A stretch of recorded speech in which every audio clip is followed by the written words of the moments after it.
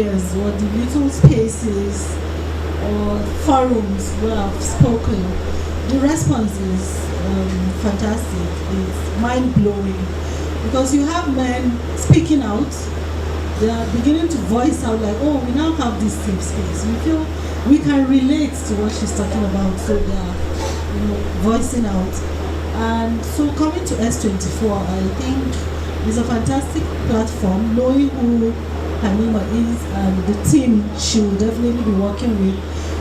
It's a platform where you feel very free, to pour out just the way you want to without being censored, and the reach, I believe we're going to have a very far reach, and we will reach many more boys, and not just the boys. We are focusing on boys aged 10 to 19 because they are like the next generation coming. But the men, even if some of them don't want to just own up, like, yeah, I've had this, but I've had quite a number own up anyways. I can comfortably say 3/4, or let me say 7 out of 10 men I've spoken to have opened up to have been abused when they were much young. The story is let me use the word gory. So when they open up, sometimes I get shocked. Like you look all put together, but when they begin to say what happened to them when they were 3, when they were 5, it makes sense in a way as to how some people behave in their adult life. Because some of them have never really had the opportunity to voice out. And we focus on the gender-based violence that happens to them and are also going through a lot. Unfortunately, they can't even speak about it. So it's like, I'll equate it to like a pressure pot, when the whole thing has steamed up and you don't open it properly, it's going to blow up in your face. So the guys need this avenue to just keep letting out steam gradually until the whole thing cools off.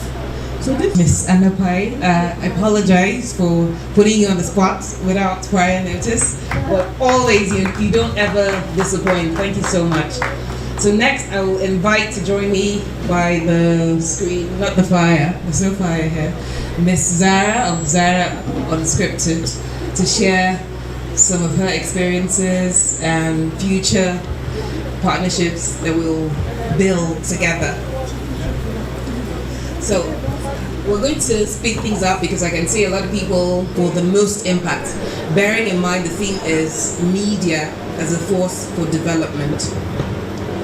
Okay, for me, coming, like I'm an Arewa girl, and coming from the core northern part of Nigeria, there are things you don't speak about. Now, like I said earlier, I'm a mom who has 2 special needs children.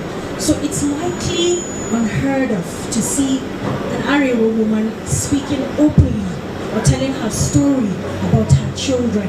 Now, when I started my journey on social media, when I came out and I spoke about my children, believe me, I got a lot of backlash. Like, you're supposed to hide these children.